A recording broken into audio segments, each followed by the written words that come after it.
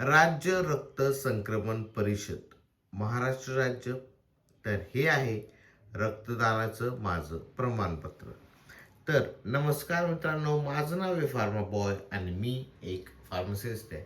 आमच्या हॉस्पिटलमध्ये जे आहे ते रक्तदानाचा कॅम्प होता आणि मला जे आहे ते रक्तदान म्हणजे मी भरपूर वेळा रक्तदान जे आहे ते केलेलं आहे.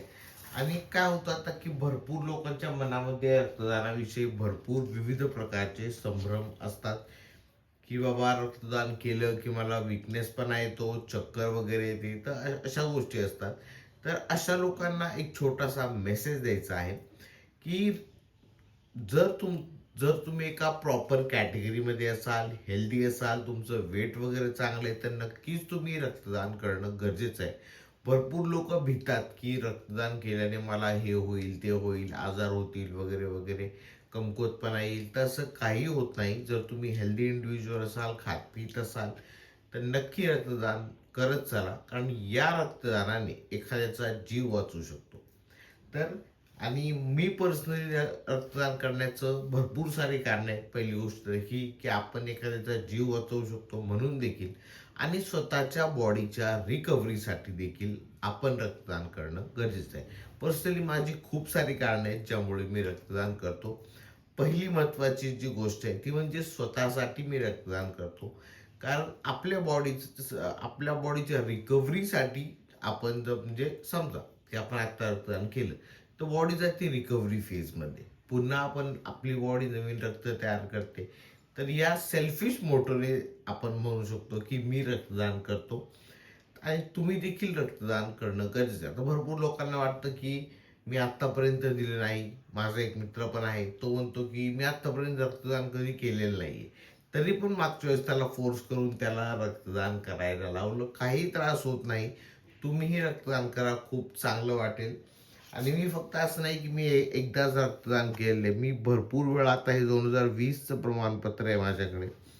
आणि आत्ता सध्या भरपूर साऱ्या जवळपास आमचे एक जिममध्ये देखील तिथं एक कॅम्प होता बड्डे निमित्त आमच्या सरांच्या. तर तेव्हा देखील मी जे आहे ते रक्तदान केलेलं आहे. म्हणजे आणि ऑलमोस्ट जर रक्तदानाविषयी तुम्हाला काही सांगायचं झालं, तर प्रत्येक 6 महिन्याला तुम्ही रक्तदान करू शकता. जर तुम्ही हेल्दी इंडिव्हिज्युअल असाल, चांगलं खात असाल, तर नक्कीच तुम्ही प्रत्येक 6 महिन्याला रक्तदान करणं गरजेचं आहे. आणि रक्तदान करण्याचे पण भरपूर सारे म्हणजे तुम्ही एकतर पूर्ण रक्त म्हणजे होल ब्लड रक्तदान करू शकता. त्याचे प्लेटलेट, प्लाझ्मा याचं पण एक टाइम पिरियडनुसार तुम्ही ते सुद्धा दान करू शकता. करत चला, बॉडीची रिकव्हरी चांगली होते. दुसऱ्यासाठी नाही तर कमीत कमी स्वतःसाठी तरी कमीत कमी 6 महिन्यातून रक्तदान करणं गरजेचं आहे. ठीक आहे. आणि जास्त फ्रिक्वेंटली पण करायचं नाही. त्याचं पण बॉडीवर जे आहे ते वाईट परिणाम होऊ शकतो. म्हणजे एवढं घाबरण्याचं कारण नाही आहे. रक्तदान करत चला.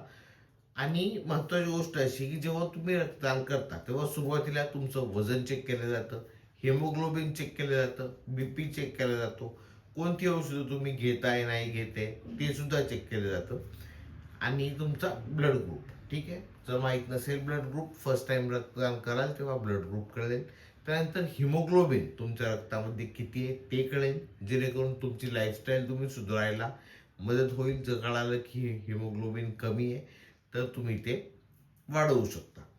जर तुम्हाला कोणताही अगोदर आजार असेल, तर ते रक्तदाना अगोदर सांगणं गरजेचं आहे त्यांना. कारण जर ते रक्त दुसऱ्याला कोणाला चढवलं, तर पुढच्या पेशंटला तो आजार होऊ शकतो. त्यानंतर औषधं चालू असतील बीपीची, शुगरची, त्या देखील त्यांना ते प्रॉपरली क्लिअर सांगणं गरजेचं आहे.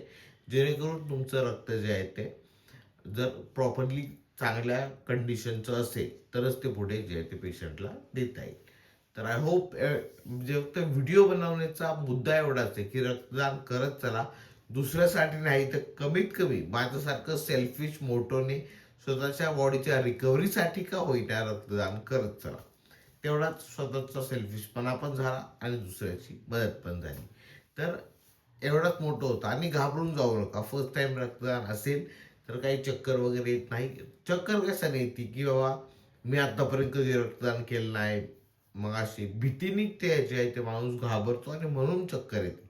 मला एक गोष्ट सांगा, तुमच्या बॉडीमध्ये 5 लिटर रक्त आहे. किती? 5 लिटर. त्यातलं फक्त 250 ml रक्त काढलं जातं. मग एवढं 5 ml मधलं 250 ml रक्त काढलं तर तुम्हाला काय होणार आहे का? ठीक आहे, त्यामुळे जास्त घाबरायचं कारण नाही, रक्तदान करत चला. बस आजच्या व्हिडिओसाठी एवढंच. भेटूया पुढच्या व्हिडिओमध्ये. तोपर्यंत धन्यवाद.